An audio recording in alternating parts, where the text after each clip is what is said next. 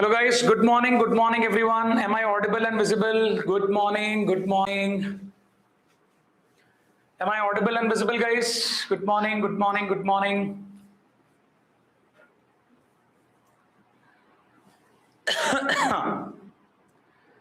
Am I audible and visible everyone? Good morning, good morning Inmai, good morning Tanuja, good morning Navya. Hello Navya, good morning. Yeah, we will start shortly. First of all, confirm if I'm audible and visible everyone. Hello Sheikh. Hello Sudeshna. Good morning, good morning, good morning all. So let us start with the class. I think last time we started with breathing and exchange of gases. We started with the introductory part. We studied the first introduction, the human physiology, the reductionist approach. Then we talked about the system biology. Then we little bit discussed about the Alfonso Corti and its discovery and the organ of Corti. And later we talked about the introduction paragraph where oxygen is being indirectly used to produce energy for the metabolic process, and the waste CO2 and the water vapors are thrown out. And then we later studied the respiratory organs in different animal groups. Today we will start with the human respiratory system. Okay, so what is human respiratory system, guys? Human respiratory system is a series of organs, a continuous series of organs interconnected to each other for taking inside the atmospheric air rich in oxygen and expelling out, throwing out the carbon dioxide. The different organs include nose, larynx, trachea, bronchi, and lungs. We will study one by one every single part with respect to the human respiratory system. So what is the first part which starts? The first part which starts is the external nostrils or the external nares. The first part we are going to talk about is external nares. Okay?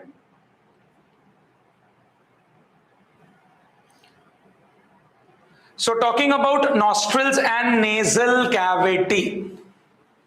So first of all, how many nostrils do we have? We have a pair of nostrils. How many nostrils we have? We have a pair of nostrils actually. This is called as the vestibule or the vestibular part of the nose.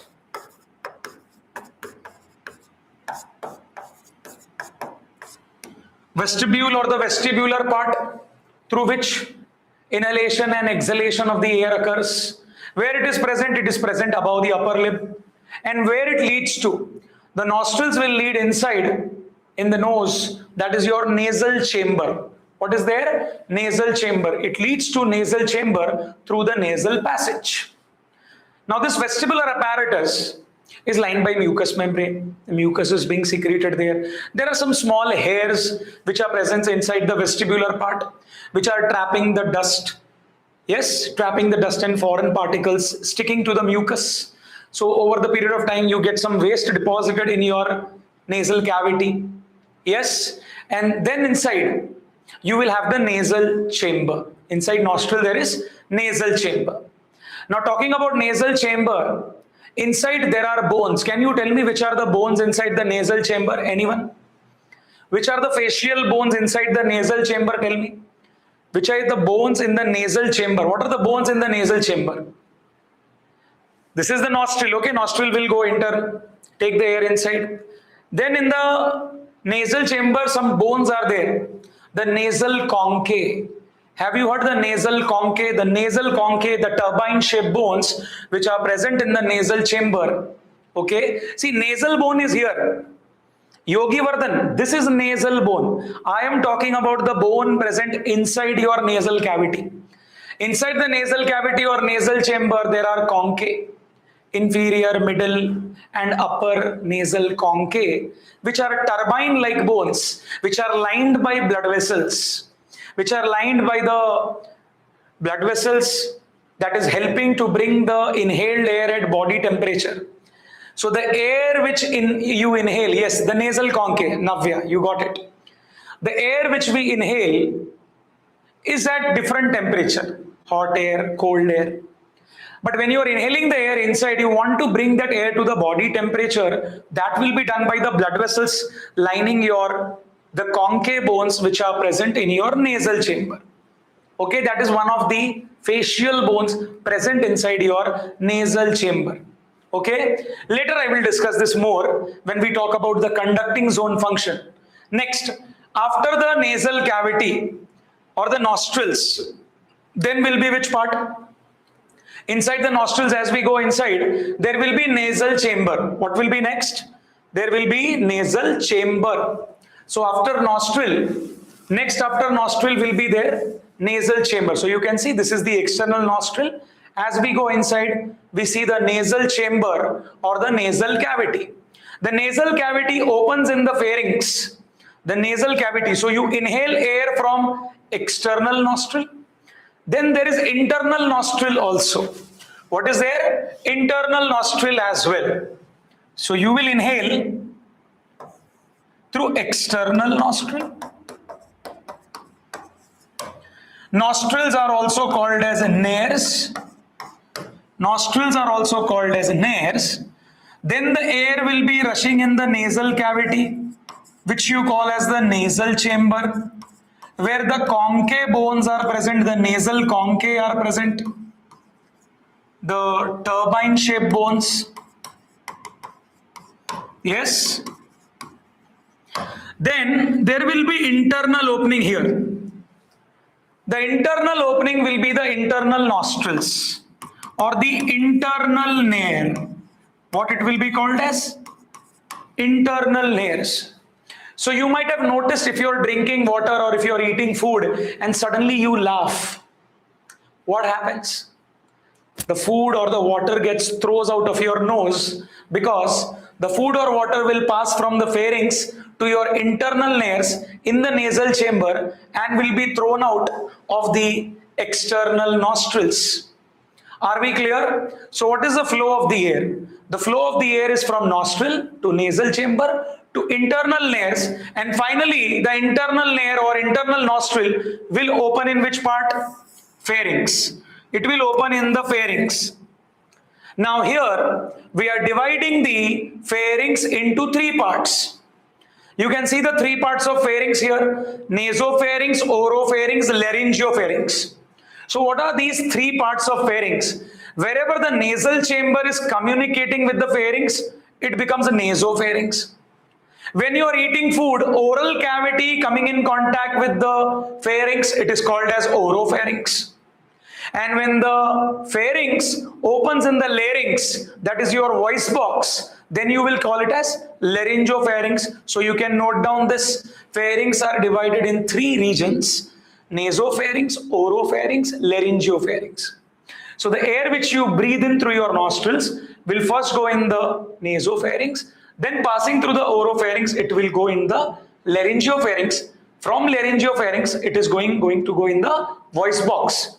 And from the larynx, it is going to enter the trachea, because larynx continues as the trachea. Here only one single line is given.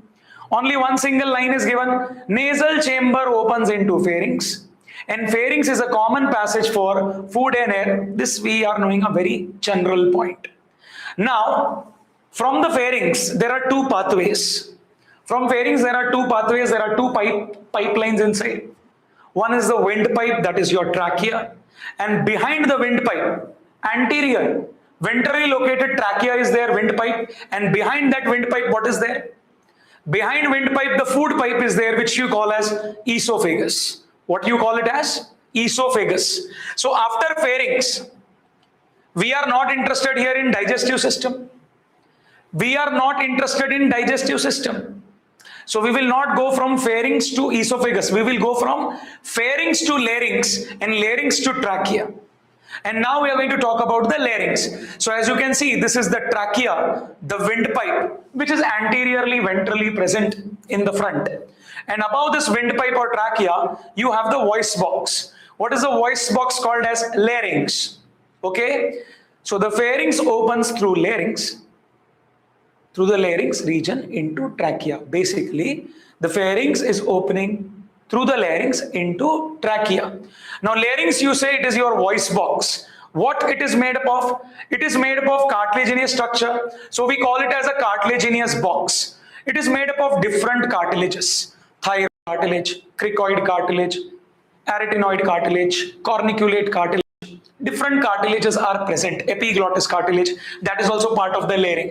So in total, there are roughly 9 cartilages which are making the larynx. So larynx is in total made up of how many cartilage? You can make a small short note of this. Make a small note. Cartilaginous box is totally made up of 9 cartilages. And this cartilage are hyaline in nature. One is elastic actually. One is elastic and remaining are hyaline cartilages. Here in them, 3 is unpaired, that is single, and 3 are paired. 3 paired and 3 unpaired. Okay? Some reference books have given the name of the cartilages also, but not that much required. Just remember 9 cartilages are there, 3 paired and 3 unpaired, total 9 in number.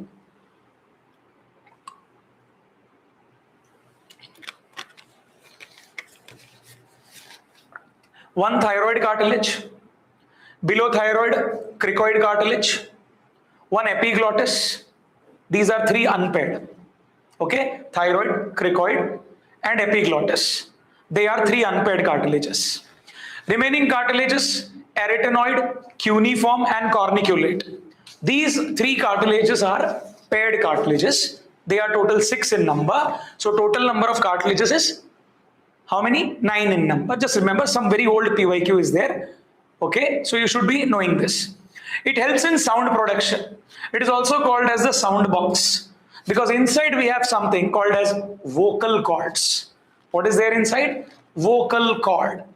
Now, let us see the opening of larynx. We say it is a voice box, so there will be some opening through which the air is pushed out through the vocal cords and the sound is produced. So what is the opening of, can anyone tell me the opening of larynx? What is the opening of larynx called it as, guys? What's the opening of larynx called as? The opening of larynx will be called as glottis. What it will be called as? Glottis. So you are looking here at the larynx. We are looking at the larynx from the top view. This is the larynx, let's say. This is larynx. You are looking from the top view. Okay. So we are having a top view of the larynx.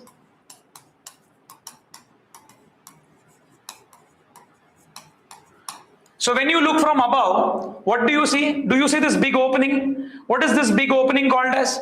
This big opening which you see here is nothing but glottis. What is this, guys? This big opening is glottis. So basically, glottis is the opening of larynx. What it is? It is the opening of larynx. Now, one question to you.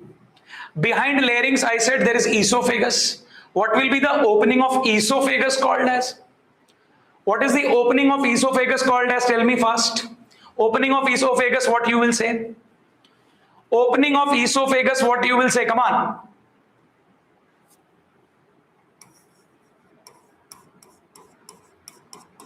Gullet. What you will call it as? Gullet. G-U-L-L-E-T. Gullet. Okay? Gullet, gullet. Gold nahi. Meghna, I think some typo mistake happened from you. It is called as gullet. Now we are not bothered about what goes in esophagus.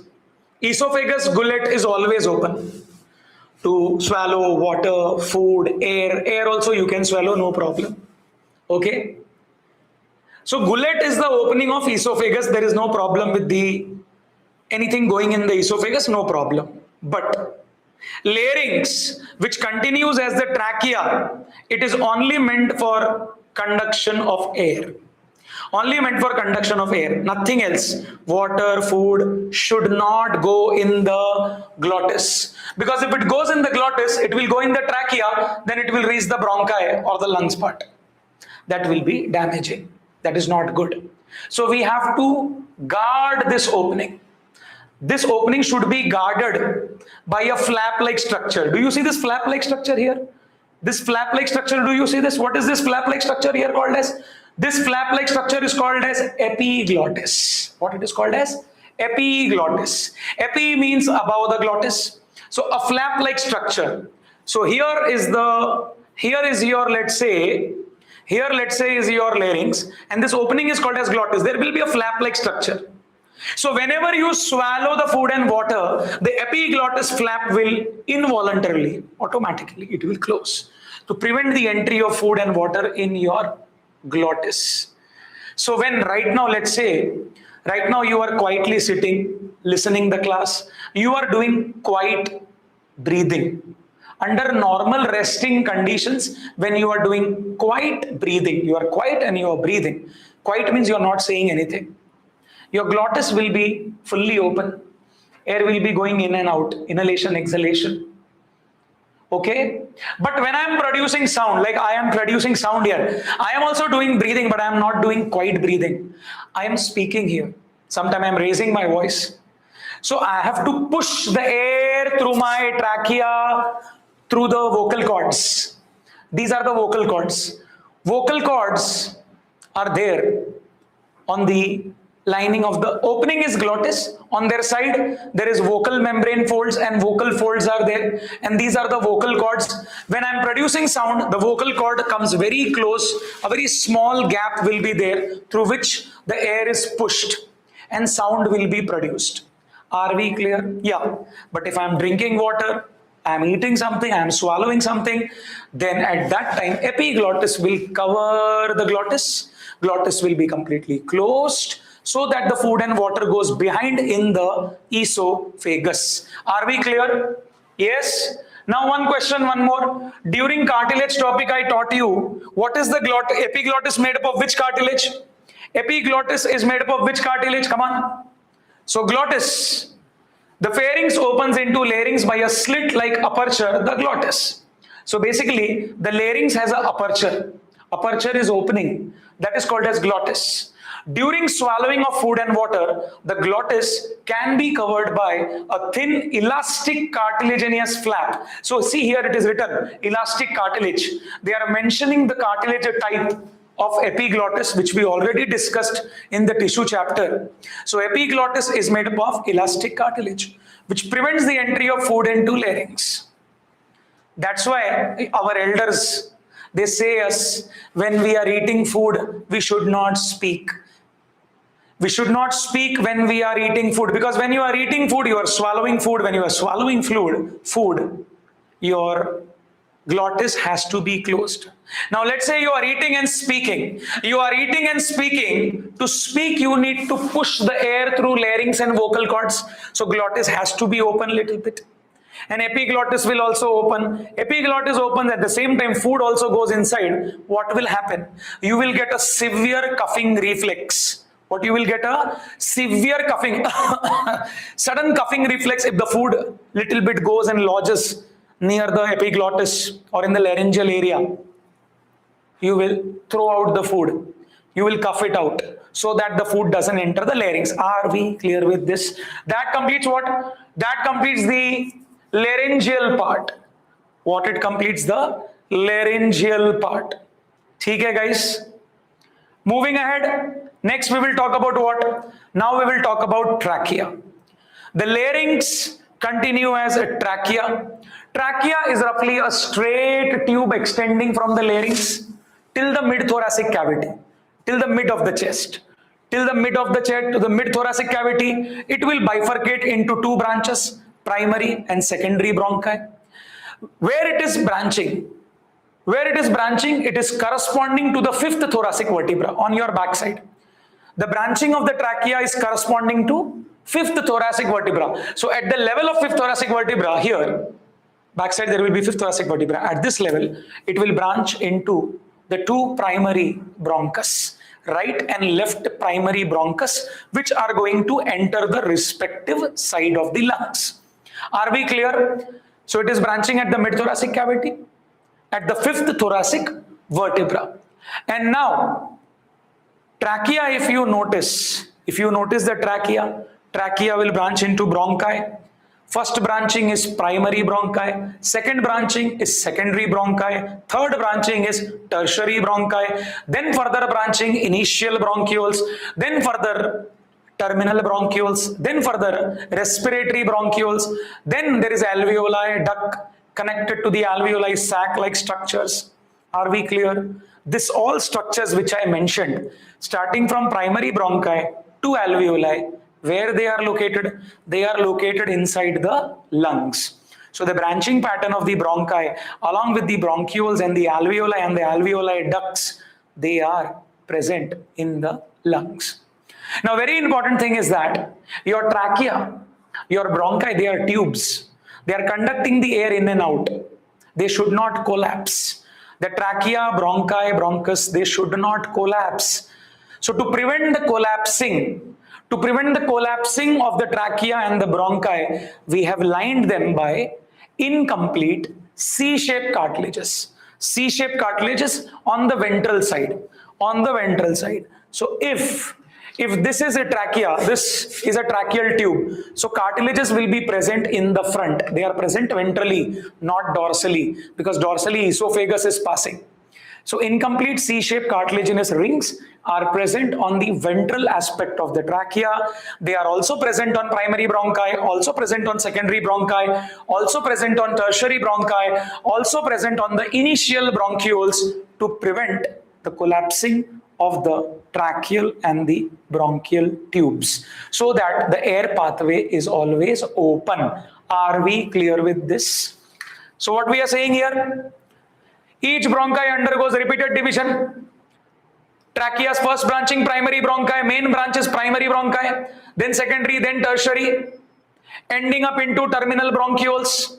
All this structure, including trachea and primary bronchi, are supported by incomplete cartilaginous rings. Underline the NCERT line. Check in the NCERT line. In NCERT line, they are saying what? They are saying your trachea, primary bronchi, secondary bronchi, tertiary bronchi, and your initial bronchioles, they are lined by incomplete C-shaped cartilaginous rings to prevent the collapsing. Are we clear with this? Are yes or no? Now, last class we studied tracheal system or tracheal tube is also present in which animal? Tracheal-like system is also present in which animal group? Here also trachea is there. Trachea is branching into bronchi. In one animal group also we studied tracheal tube is there, tracheal system is there. Which animal it was? Tell me which animal it was. Last class I told you. Tell me, come on, in the chat box. Arthropod, which arthropod? Yes, Sudeshna, insect. Terrestrial insects. They have the tracheal system. Do they have rings? Do they have rings? Incomplete C-shaped cartilaginous rings. Do they have it? Do insect have the rings? Insect also have the tracheal tubes. Do they have the rings on them? Ledu. Because it is made up of chitin. What it is made up of? It is chitinous in nature. It is chitinous. Chitin is already tough. It is chitinous in nature and is already tough. So it is chitinous. Am I clear? It is chitinous in nature. It is already tough. So it prevents the collapsing of it. They don't have the rings. We have the rings. And my last question. This incomplete cartilaginous rings are made up of which cartilage? Tell me. This incomplete cartilaginous rings are made up of which cartilage? Hyaline, elastic, or fibrous? What is the nature of this cartilage? Tell me, any guess. Which is the weakest cartilage I told you? Which is the weakest cartilage I told you? The weakest cartilage will be hyaline cartilage. So this incomplete cartilages are made up of hyaline cartilage. Epiglottis was elastic. Remaining all laryngeal cartilages are elastic, are hyaline cartilages. All the cartilage except epiglottis, it was elastic. So larynx is a cartilaginous box. Majority of the cartilage are hyaline, except epiglottis, that is elastic. This incomplete cartilages rings are hyaline nature. Just write down somewhere. Okay, that's it. Moving ahead. Come on. Let's go ahead. And all this bronchi, bronchioles, what is the lining, tell me? This trachea, bronchi, bronchioles, what is the inner lining?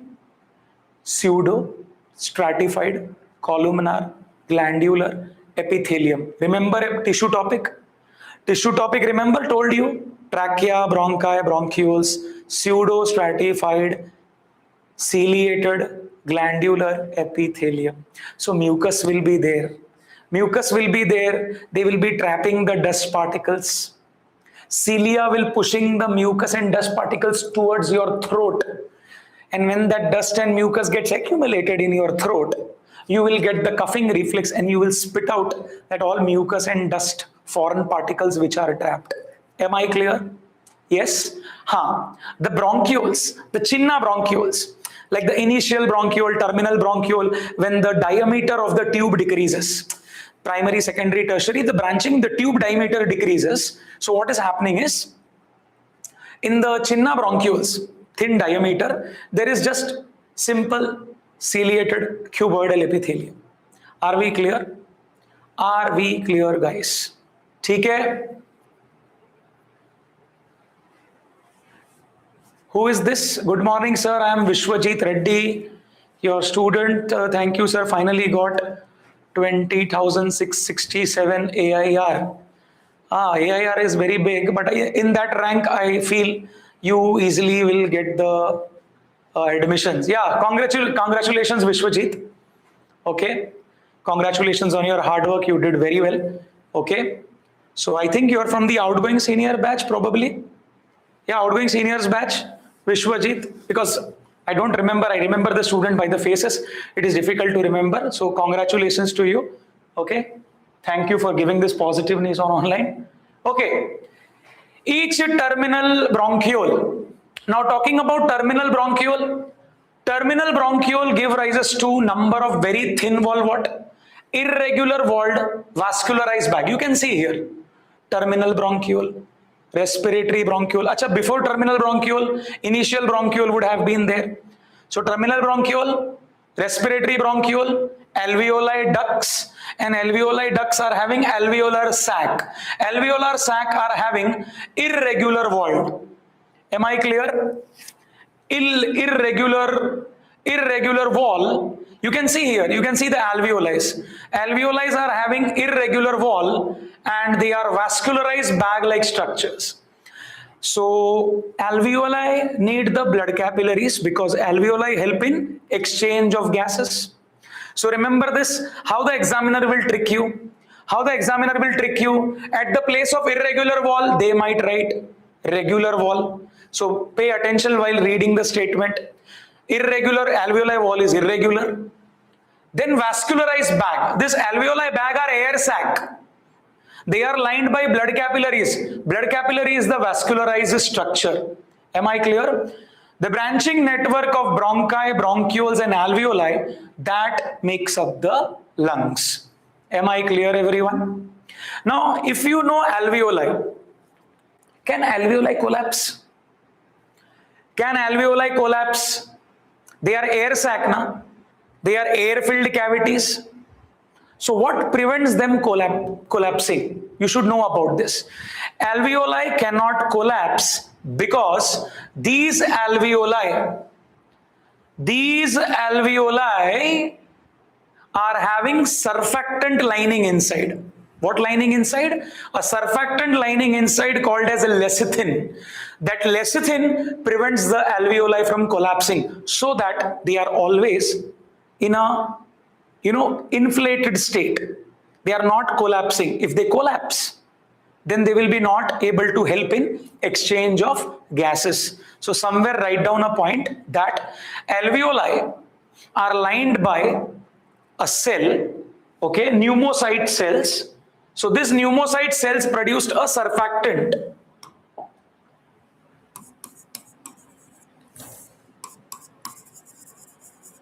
Pneumocytes type 2 cells produce lecithin, which is acting like a surfactant, which prevents the collapsing of the lung or the alveoli.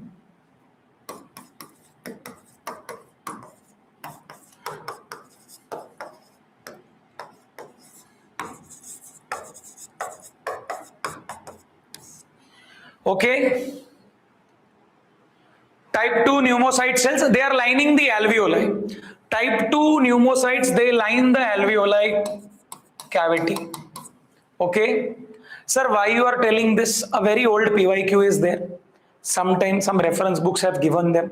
Very old AIPMT AIMS question. They might ask you this.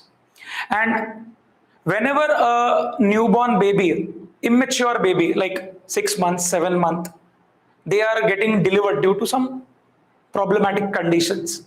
We are worried that alveoli are not yet developed because their alveoli have not secreted the surfactant, the lecithin. So their alveoli are not in the inflated state. They will collapse. They are not producing lecithin, so they will not remain inflated. They will collapse. So that is a problematic situation. But today we are doing some premature deliveries by giving some injections containing this surfactant drug. Mostly we are giving cortisol that will activate the other cells and that will lead to production of the surfactant. Are we clear with this, guys? So very old PYQ, just remember this. If it comes like you solved the paper, Sunday paper you solved, na? Some questions little bit boat shape, hole in the pulmonary buccal cavity, some questions here and there might come. So whatever extra PYQ related concepts are there, I will take it in the class. Whatever extra PYQ related concepts. But please remember, 99.9% chances are there, paper will come only from the NCERT lines. So NCERT line, you should not miss anything. You should understand and by heart everything, line by line, and understand also. Chalo, next. Moving ahead. This is the diagram given in the NCERT, a very basic diagram. All the labelings are given. Okay, very basic labelings are given. So you go through the diagram. I request you to do as a homework, I will say. Go through the diagram, see all the labelings. Any labeling might be hidden and will be asked in the exam. So don't ignore the diagrams.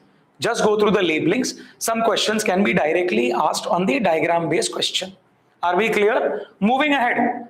Now talking about lungs, okay? Let's talk about lungs. How many lungs we have? We have 2 lungs. Okay, a pair of lung is there. Where it is situated? It is situated in the thoracic chamber, in the rib cage. What it is protected by? It is protected by double layered pleura. See, any organ, heart is protected by double layer pericardium. Brain and spinal cord is protected by triple layered meninges. Here your lungs, we are saying, protected by double layered membrane pleura. Outer pleura, inner pleura. Outer pleura. Outer pleura is called as parietal pleura.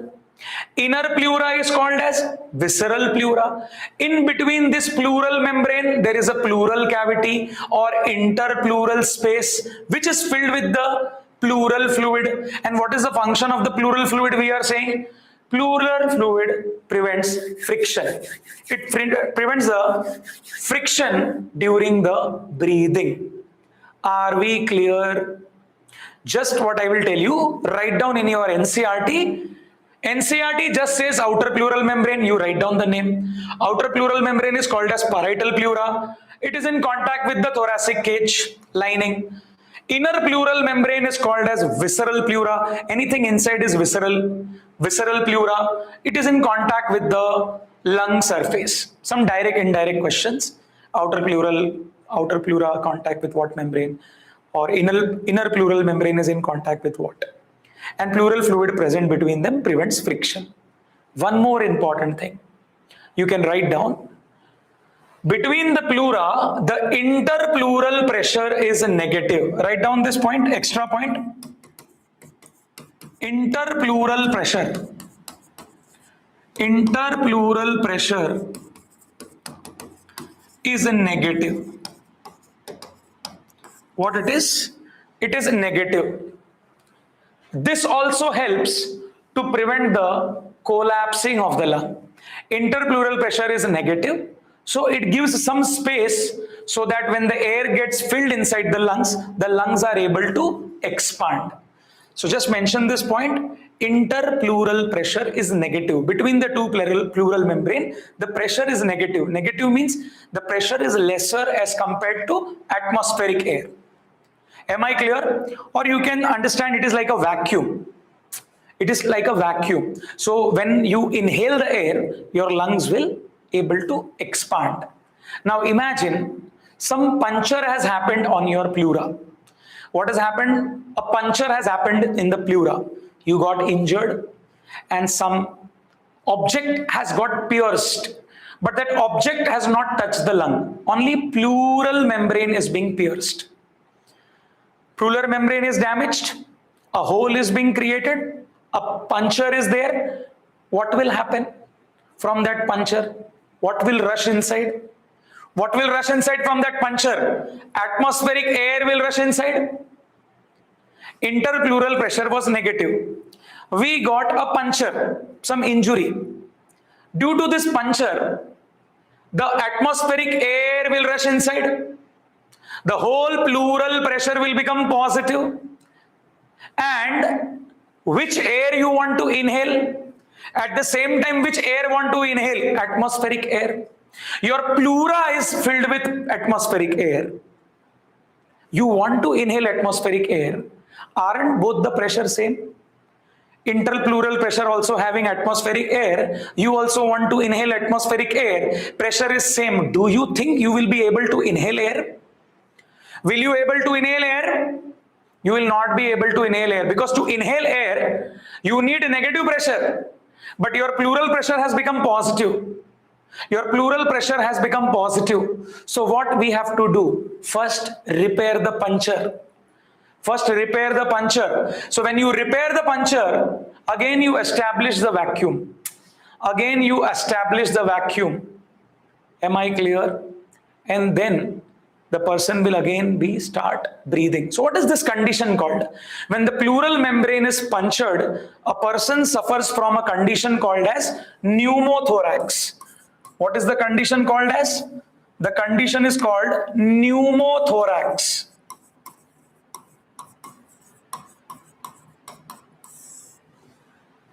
Pneumo means air. Pneumo means air, and thorax means the thoracic lining. Okay?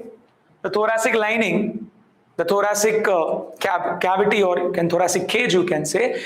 See, pleura comes under the thorax contact.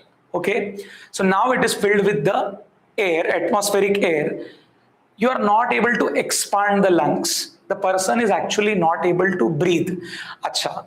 If something very sharp object inserts the lung, that is a different story. Then the person will be dead probably. Because here the puncture has happened completely inside the lungs. When lungs are completely punctured, then structures are damaged. Whole atmospheric air will rush in. You will not be able to breathe. Are we clear with this? Yes or no? So pneumothorax is a condition where air gets filled where? Air gets filled in the interpleural space. In the interpleural space. Clear hai? So you might get one question of pneumothorax in your reference books, 100%. In some reference books, they have given this PYQ, pneumothorax, and when pneumothorax occurs, interpleural space is filled with the atmospheric air, negative pressure is not maintained, person will not be able to use that part of the lung. If one lung is injured, that part will not be able to breathe. So there will be cessation of breathing. What will be there? There will be cessation of breathing. Do you understand cessation? Cessation means to stop. Cessation means to stop. Are we clear? Just let me have some water, guys.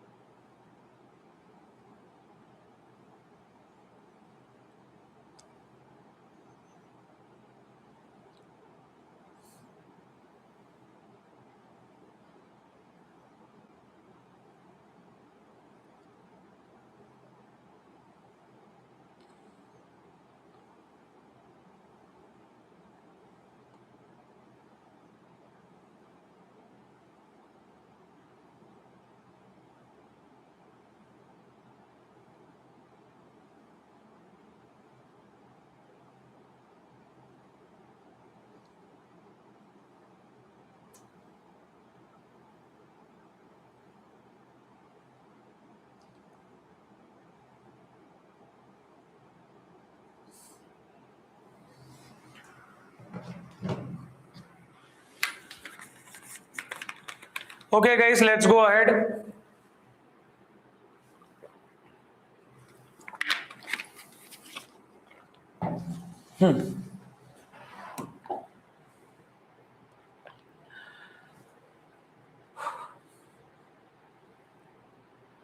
Now, one point you can write more. As you were seeing the lungs, okay, lungs are what in color? Tell me, what is the color of the lungs?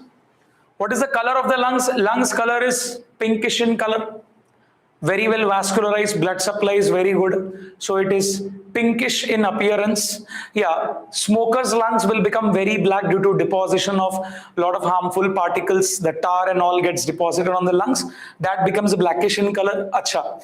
Which lung is looking little larger? Right side lung appears little larger. It shows 3 lobes.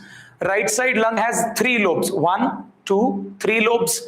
Left side has only 2 lobes, 1 and 2. Okay, write down this point. Right side lung has how many lobes? Right side lung has the 2 lobes.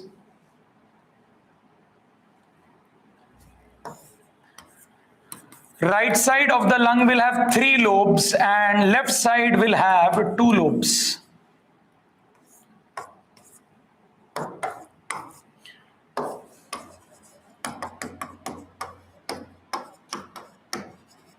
Okay, now where is the heart tilted towards? Heart is tilted towards the right side or left side? Heart is tilted towards the right side or left side? Where is the heart tilted towards? Heart is tilted towards the left side. So there will be a small notch here. There will be a small notch. Notch means like a depression. Have you seen the ice cream scoop? Ice cream scoop you have seen? Empty notch, like, yes or no? So a notch like depression like structure will be there. That will be called as a cardiac notch. What it will be called as? A cardiac notch. Notch. Okay, so cardiac notch will be present on which lung if the question comes? Cardiac notch is present on the left side of the lung. It is like a small space accommodating the tilt of the heart towards the left side. Are we clear? Yes? 3 lobes, 2 lobes, understood? Now moving ahead. Okay. Now after lungs, now we will talk about the conducting zone and the exchange part or the respiratory zone. So your whole human respiratory system is divided in 2 parts. From nostril to terminal bronchioles, you are conducting the air. That becomes conducting zone. From nostrils to nasal chamber to pharynx to larynx to trachea to bronchi, bronchioles. Okay, till terminal bronchioles. From nostrils to terminal bronchioles, it is conducting zone. Whereas alveoli and their ducts will form the respiratory or exchange part where exactly the diffusion or exchange of gases is taking place. So let us see first, what is the function of conducting zone? Tell me. What are the 3 functions of conducting zone? What does conducting zone helps in? Conducting zone, first of all, transports the atmospheric air to the alveoli. First is transport of air. Second, clears it from foreign particles. Nasal cavity, I told you, hairs are there, mucus are there, they will trap the dust. Cilia, mucus in the trachea, bronchi, they will also trap the dust particles. Trapping the foreign particles, humidifying the air. What is the meaning of humidifies the air? Adding moisture to the air, making the air moist. Okay, adding the water vapor. Water vapors are there, na? The water vapor will get incorporated in the air, so air will become moist. Making the air moist and also bringing the air to body temperature. Total 4. Conducting the atmospheric air to alveoli, clearing it from foreign particles, humidifying, adding moisture, and second, bringing it to body temperature, because everywhere blood vessels is there. Mostly in the nasal chamber only. Nasal chamber only, the turbine has a lot of blood vessels. So air is passing through a, what do you say, like a oven. O1 is which has the heat coils. So here your nasal chamber having the blood vessels, they kind of warm up the blood. Okay. And then respiratory bronchioles, alveolar ducts and alveolar sac, these three regions. Yes, you can write down respiratory bronchiole, not given in NCERT. Respiratory bronchiole, alveolar ducts and alveolar sac, they are the transitional zone or respiratory zone where actual exchange of gases, diffusion of gases is occurring. Clear everyone? So exchange part, actual site of diffusion, respiratory bronchioles, alveolar duct and alveolar sac. Respiratory bronchiole not given in the NCERT, you can just make a small note of it. Okay, mostly will not be asked.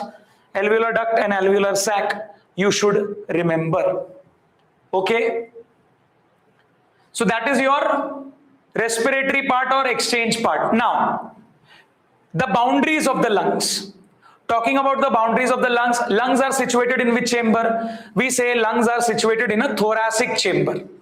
Which chamber? Thoracic chamber, rib cage. And anatomically, the setup is such a way, the anatomy is such a way, the internal structuring, the setup is in such a way that the whole chamber, the whole thoracic chamber is a airtight chamber. What chamber it is? Airtight. Do you need any leakage? Do you need any hole so that air should enter in the rib cage? Do we need any small hole where the air will rush inside in the rib cage? No, because if air rushes in the rib cage, the whole lungs will be surrounded by atmospheric air. Lungs will not be able to expand. You don't want the atmospheric air to surround the lungs. You want to put the atmospheric air inside your lungs. Am I clear? So if there is any small hole, the air tightness is gone. Small puncture in the thoracic cage, rib cage, air tightness is gone, air seal is gone. The airtight seal is gone, air will rush inside, lungs might collapse. Are we clear? That's why airtight chamber is necessary. Now the boundaries. What are the boundaries of thoracic chamber? Dorsally, backside what is there? In the mid dorsal area there is a vertebral column. Ventrally in the midline of your chest, ventrally what is there? Sternum. Laterally on the lateral side, laterally on the ventrolateral side also, on the dorsolateral side also, ribs are there. Ribs are coming from behind and forward. So they are present dorsolaterally also and ventrolaterally also, or you can just write down as per NCERT or remember as per NCERT, laterally by ribs. And on the lower side, which is separating your thoracic cavity from abdominal cavity, the dome-shaped muscle, the dome-shaped thin skeletal muscle, which is called as what? Which is called as a diaphragm. What it is called as? Diaphragm. It is normally dome-shaped under resting condition. Are we clear with this? This is the boundary. Remember the boundary. Direct straightforward question will be asked. Dorsally what is there? Ventrally what is there? Laterally what is there? Lower side is what? Am I clear? Next. Moving ahead. Next point. Talking about the next points. Come on. So, the next point is very important. The anatomical setup of the lungs. The lungs are placed in such an organization that any change in the thoracic chamber or any change in the thoracic volume will reflect inside the lungs. Yes or no? So very important line, this one.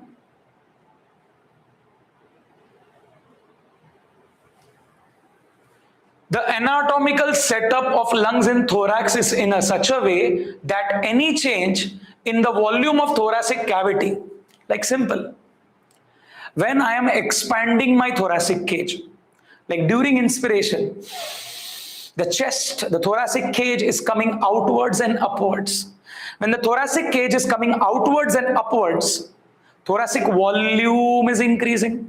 When thoracic volume increases, as per Boyle's law, the intrapulmonary pressure inside lungs will decrease. So volume increases, pressure inside the lung decreases. So see what we are doing. We are indirectly changing the pressure and volume inside the lungs. We are indirectly altering or changing the pressure or volume inside the lungs by changing what? By changing the thoracic volume. So are we directly changing the lungs? Are we directly controlling the lungs, inflating, deflating it? No. We are not directly controlling our lungs inhalation and exhalation. We are controlling that by controlling the thoracic cage volume.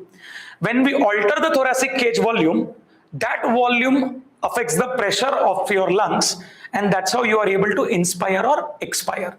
Are we clear? So any change in the volume of thoracic cavity will be reflected in the lung, that is pulmonary cavity. And such an arrangement is essential. This arrangement is very important. So if you got injured, some injury happens, thoracic cage gets ruptured, blunt injury, some trauma, some penetrating injury is there, that will damage the setup. You will not be able to change your thoracic volume because already the air is getting filled inside. Lungs would be pressurized by atmospheric air. You will not be able to change the pulmonary pressure and volume, and due to which the person will not be able to breathe. So this arrangement is essential for breathing, as we cannot directly alter or change the pulmonary volume. We only alter the pulmonary volume by indirect method, by changing the thoracic volume. Are you getting me, boys and girls? Is this two statements making any sense to you? Yeah? Are yes or no? Because these two lines are very important to understand the mechanism of breathing. Are we clear?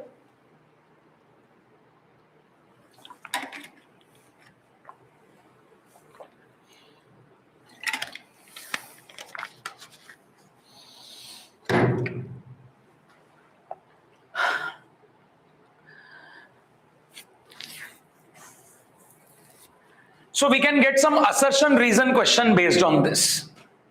We can get assertion reason question based on this.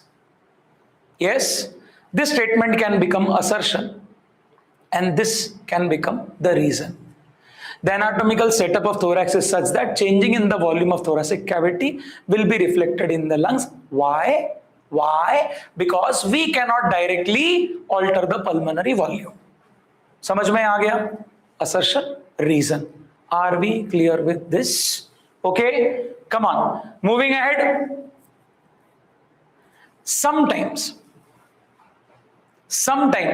examiner may use the reason as the interpleural pressure, as a negative pressure. Sometimes examiner may use the interpleural pressure as a negative pressure. That is also okay, because that is also the part of anatomical setup. Negative interpleural pressure, it is also the part of the anatomical setup, so that your lungs do not collapse. Am I clear? So that your lungs are able to expand. That is also part of anatomical setup. If that reasoning comes, that is also okay. So in the next class, I will take that assertion reason. I will bring the few assertion reason with respect to negative interpleural pressure. So we discuss that, okay? Because some of the reference books are having those questions. It was a past PYQ where they have mentioned the negative interpleural pressure. That can be also used as a reason, but in next class we will see that. Now moving to the next part. Steps in respiration, stages of respiration, very important. This question was asked this year. So what is the first step? First step is breathing or pulmonary ventilation, the physical process where you are taking the atmospheric air in and you are throwing out the alveolar CO2 rich air, you are throwing it out. That is ventilation.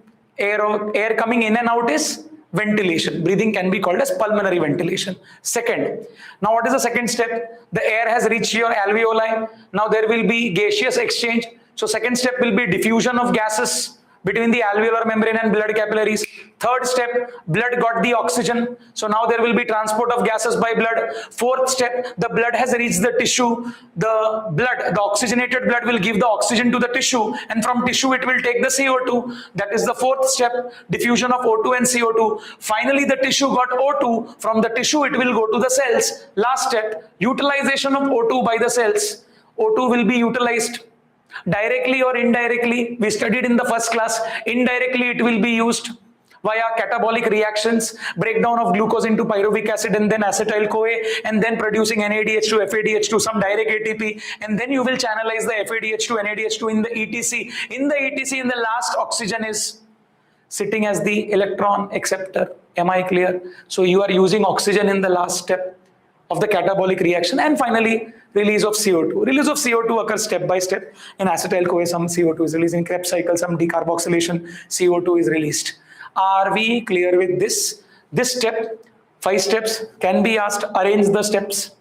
First step, second step, third, fourth, fifth. Apply some logic and solve it. Am I clear? What is next? Understood stages of respiration, everyone? What is next, guys? Next will be your mechanism of breathing. Okay, so mechanism of breathing involves how many steps? Mechanism of breathing, it involves 2 steps: the inspiration process and the expiration process, inhalation and exhalation. Yes or no? Now, to do inhalation or exhalation of air, you want pressure gradient difference. What you want? Pressure gradient difference. A difference should be there. Air will only rush inside from a higher pressure to lower pressure. So you have to create a lower pressure as compared to atmospheric pressure. Am I clear? Roughly -6 to -8 mm of Hg as compared to the atmospheric pressure. When you create a negative pressure. So we have created a negative pressure inside the lungs. Air will rush from higher atmospheric pressure to lower atmospheric pressure. Okay, then air is filled in your lungs. Air is filled in your lungs. Now what has happened? Your thoracic cage is coming back. Now it is putting pressure on your lungs. Lungs will increase their pressure. Pressure increases in the lungs and the air will be thrown out. So basically, by creating negative pressure, you are taking the air inside. By creating little positive pressure, you are pushing the air outside. Am I clear? So whenever you create negative intrapulmonary pressure inside lungs, intrapulmonary pressure, when it is negative, air will rush in. So you have to do something which causes negative intrapulmonary pressure. To have negative intrapulmonary pressure, you need to increase the pulmonary volume and thoracic volume. So you have to do something about, and then diaphragm and the intercostal muscles will expand your rib cage. When your rib cage expands, diaphragm flattens, then thoracic volume increases, pulmonary pressure decreases, and when intrapulmonary pressure decreases, automatically the air will rush in. Simple physics. Air will rush from higher pressure gradient to lower pressure gradient. And when the diaphragm and coastal muscles relax, the rib cage comes inside. Your lungs are already filled with air. Rib cage will come inside. What is going to happen? The intrapulmonary pressure increases, and then the air will be rushing out. This continuously goes. You are creating negative pressure, you are breathing in. You are creating higher intrapulmonary pressure, you are exhaling out constantly. Are we clear with this? So what is important? Pressure gradient between the lungs and atmosphere is important. If some hole is made, the whole setup is lost. Hole is made, lung is punctured, pleura is punctured. Puncture happens, then problem. Puncture happens, then everywhere the pressure becomes the same. Air cannot rush from same pressure to same pressure. Air will rush from higher pressure to lower pressure. So when there is a puncture, the same atmospheric air rushes inside. You are not able to maintain the gradient. You are not able to maintain the negative pressure. You will not be able to breathe. And see, thankfully we have the diaphragm, we have the rib cage. So you are able to alter your thoracic volume. Do you think frog have this? Do frog have rib cage? Do frog have diaphragm? No. Frog didn't have any rib cage or diaphragm. So it was not able to change the thoracic volume. So it was not able to generate the negative intrapulmonary pressure. So it was not able to inhale the air from higher pressure to lower pressure. Poor frog takes the air inside from the nostrils in the buccal cavity, closes the nose, closes the mouth, and then pumps the air inside. Are we clear? So frog is a positive pressure breather, I told you. And we are creating negative pressure. So what are we? We are negative pressure breathers. Are you getting me?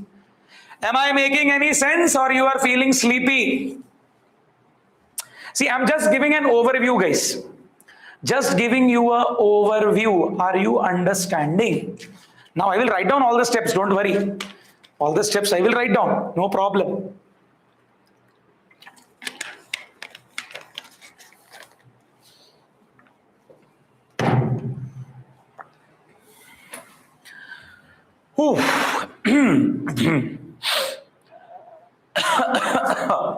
Yeah. So which are the muscles involved in breathing? First point. Which are the muscles involved in breathing? I will tell you something. For normal breathing, only diaphragm and external intercostal muscles are enough. So let us see which are the muscles. First is the diaphragm. What is diaphragm? Diaphragm, many people, many students, they wrongly think it is a smooth muscle. Diaphragm is not a smooth muscle. Diaphragm is a skeletal muscle. Please highlight it or write it in your textbook. Diaphragm is a skeletal muscle. But the control is involuntary.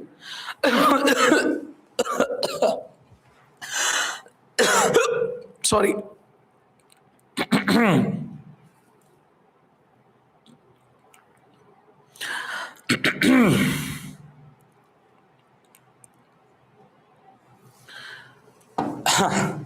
So diaphragm is what, guys?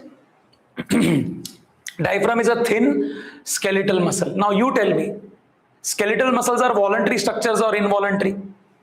Skeletal muscle, bicep, triceps, leg muscles and all. What are they? Skeletal muscles are voluntary or involuntary?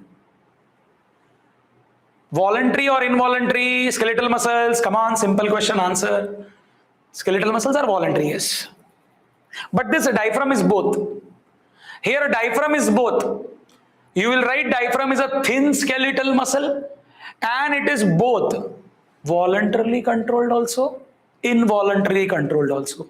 Involuntary by medulla oblongata, breathing center. The nerves will be getting the signal. Voluntarily it is controlled by a cerebrum. Voluntarily it is controlled by cerebrum. So yes, we can regulate breathing by cerebrum also by doing conscious breathing. I told you, take a very long inhalation. So you start taking long inhalation. So what you are doing here, you are doing voluntary, yes or no? So diaphragm is both voluntary plus involuntary. Where it is present underneath the lungs, below the lungs, and separates the abdomen from the chest, separates the abdominal cavity with thoracic cavity. Next, okay, then it contracts and flattens during inhalation. Yes, now I am not okay. Little bit irritation happened in the throat. It's okay now. It contracts and flattens. When diaphragm contracts, see, normally diaphragm is dome shape. Normally it is a dome shape. When it will contract, it will go down. When it will contract, it will go down and it will flatten out. So during inhalation, it flattens, and during relaxation, it will again come back to which shape? Dome shape. When the air is pushed out of the lungs. Why I am telling this again, some students get confused. They think dome shape is contracted state. No, dome shape is relaxed state during expiration, and during inhalation, it will go under flattened state. So flattens during inhalation, dome shape again relaxed state during exhalation. Then, which muscles? Intercostal muscles. Intercostal muscles. Intercostal means what? In between the ribs. Intercostal muscles means in between ribs. So let's say these two fingers are the ribs. The muscles which are present on the outside. Muscles which are present on the outside, what they will be called as? External intercostal muscles. Muscles which are present on the inside. Muscles which are present on the inside of the rib cage lining, that will be called as internal intercostal muscles. Both function are different. When external intercostal contracts, it will pull the rib cage outwards and upward. When external intercostal contracts, it will pull the rib cage. See, this muscle will be contracting and it will pulling the rib cage out and up. So when you are inhaling air, when you are doing inspiration, inhalation, your chest, your thoracic cage, your rib cage is coming out and up. Out and up. I consciously did more so that you see. Normally it doesn't appears like that, but it is happening outwards and upwards.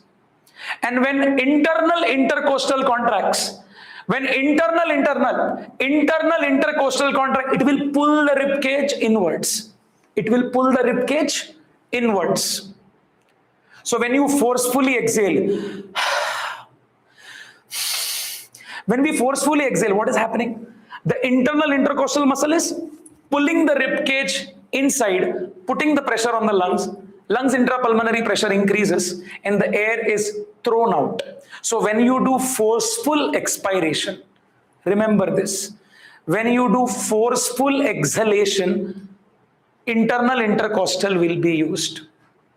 Normal expiration, normal exhalation, internal intercostal will not be used. Normal exhalation, internal intercostal will not be used.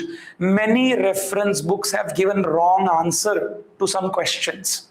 So under normal breathing, normal quiet breathing, you will only use two muscles. Can you tell me which are the two muscles? Diaphragm and external intercostal muscles only. Under normal breathing, you will use diaphragm and external intercostal. During forceful exhalation or forceful breathing you are doing, you will use internal intercostal and abdominal muscle, abdominal muscles. The abdominal muscles will be used in the forced breathing along with the internal intercostal muscles. Are we clear? Diaphragm and the specialized set of muscles, external and internal, between the ribs are important in manipulating, changing the width of the rib cage. The width of the rib cage means the volume of the rib cage. Volume of the rib cage is thoracic volume. If that is altered, the pressure will be changed. And we know volume and pressure are inversely proportional. So when thoracic volume increases, intrapulmonary pressure decreases. And when thoracic volume decreases, intrapulmonary pressure increases. Are we clear? So we are playing with thoracic cage volume. What we are playing with? Using diaphragm and external intercostal muscles, we are manipulating. We are changing the volume of thoracic cage. And thereby, indirectly, we are changing the pressure inside the lungs. Are we clear, everyone? Yes? So after talking about this, let us talk about inspiration. So how does inspiration occurs? So inspiration, I will say, it is an active process, by the way. What process? It is an active process. Why I am saying it is an active process? Because we are contracting muscles here. And when you contract muscles, it is an active process. Now to do inspiration, your medulla oblongata, there are some respiratory group of neurons. They are going to send signal to your diaphragm via the phrenic nerve. Phrenic nerve is the nerve which supplies the diaphragm. And that signal comes from the medulla oblongata. So first, diaphragm is going to contract.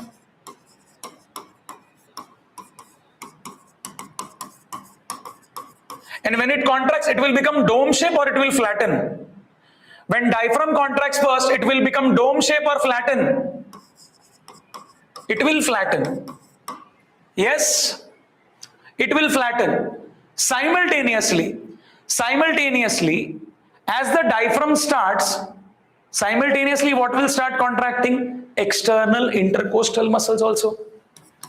External intercostal muscle will also contract. Yes.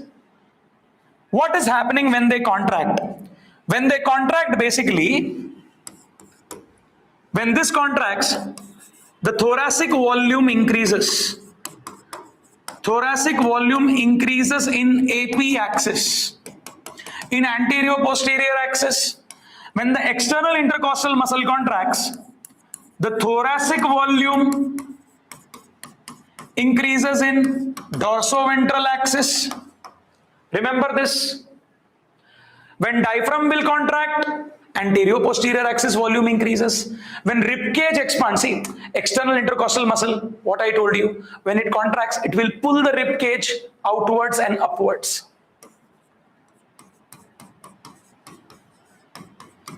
Pulls the thoracic cage or rib cage out and up, out and up, out and up, outside and upwards. In NCERT, I think they have written the external intercostal muscle uplifts the ribs or uplift the rib cage. When you uplift the rib cage, what is happening? The thoracic cage, rib cage is coming out and upwards, due to which thoracic volume increases in the dorsoventral axis, dorsal backside, ventral front side, thoracic cage is expanding. So we are saying dorsoventral axis, thoracic volume increases. Due to both of this, what happens? Come on, tell me. Finally, we got thoracic volume increased. Thoracic volume increase also leads to increase in the pulmonary volume. Volume for pulmonary lungs also increases. And when volume increases, there will be indirect effect inside the lungs. Pressure inside the lungs will decrease. Intrapulmonary pressure inside the lungs decreases. Intrapulmonary pressure decreases. Intrapulmonary pressure decreases as compared to atmospheric pressure. Okay, it will decrease little bit, but little bit is also enough. A negative pressure generated is enough. Okay, something -6 to -8 mm of Hg as compared to the atmospheric pressure, it will fall down. And what will happen? Here we have generated a negative gradient as compared to atmospheric pressure. Now what will happen? The air will rush from higher pressure to lower pressure. So last point, what I will write here? Last point I will write here what? I will say that air will rush in. Atmospheric air rushes inside. Atmospheric air rushes in. And the lungs will inflate. Lungs will get filled with the air and lungs will inflate. Are we clear with this, everyone? Lungs will inflate, and there is a limit to inflation. Can you overinflate your lungs? Inflate means to expand. Can you overinflate your lungs? No. There are stretch receptors surrounding the lungs. So at a point, let's say I took the tidal volume, then I put the extra air, the IRV also. After that, I cannot expand my lung because there are stretch receptors. Stretch receptor will send signal to the brain, medulla oblongata, and suddenly signal will stop. Then my thoracic volume will not increase more, so I will not take more air inside. So see, it is parallel. As I am expanding my ribcage volume, pressure is decreasing, air is filling in. I further expand, further pressure decreases, further air comes inside. So as we expand thoracic volume, pressure inside the lung decreases, intrapulmonary pressure becomes negative, and the air is rushing in. Am I clear? Yes, you can practice the question from old gym module, no problem. And this is roughly will take 3 seconds. Under normal conditions, it can take how many seconds? 3 seconds. It can take less time also, but under normal condition, I am saying it will take 3 seconds. Now, expiration. Expiration will be exactly opposite. Expiration will be exactly opposite. Now you tell me what will happen. Diaphragm will relax. External intercostal muscle will relax. Thoracic volume decreases in anterior posterior axis. Here the thoracic volume will decrease in dorsoventral axis. Rib cage will go inward and downwards. Rib cage will go inward and downward. I am talking about expiration now. Everything will be opposite. Relax, relax. Thoracic volume decrease, thoracic volume decrease. Rib cage will go inside and downwards, due to which thoracic volume will decrease, pulmonary volume will decrease, intrapulmonary pressure increases as compared to atmospheric pressure, air will be thrown out, air will be thrown out, air will be rushing out. And expiration takes little lesser time. Expiration takes roughly 2 seconds of time under normal resting conditions I am talking. So Expiration, I will say it is a passive process. And roughly takes 2 seconds under normal resting condition. And here, both diaphragm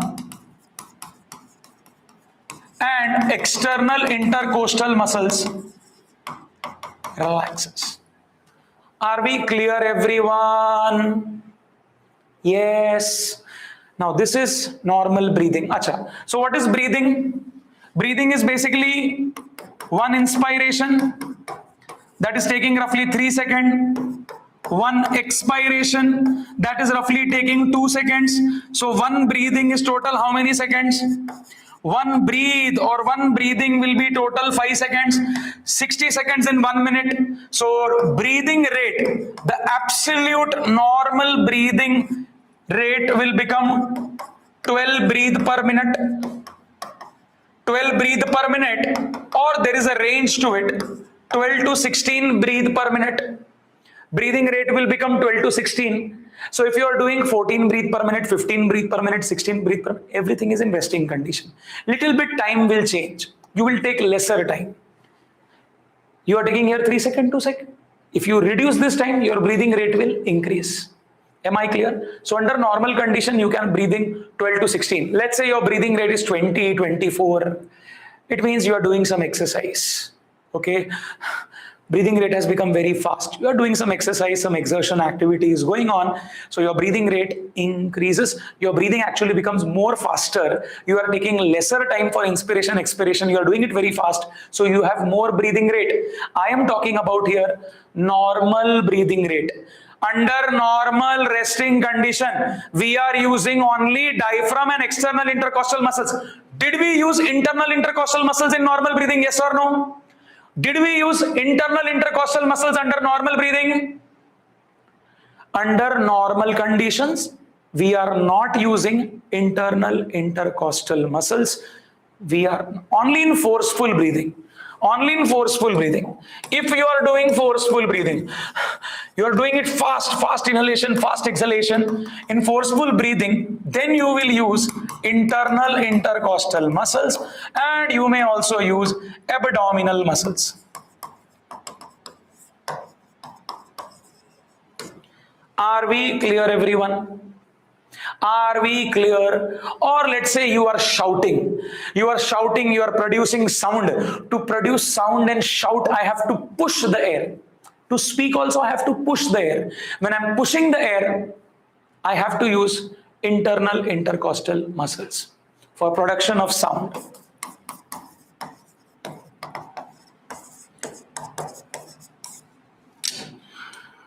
Whew. So that's it, guys. I will stop here. Okay, so next offline batch, I have to take the class. So that's it for today's class. I hope you have a little bit understood. Please revise, practice some MCQs, solve the gym booklet, solve any reference book if you have, read properly. Any doubts, you can text me if you have my number. So that's all. NCERT exemplar question also you get. Solve some PYQ related to the topics. Okay, any possible questions related from the topic you solve. Okay. Chalo, bye guys. Thank you.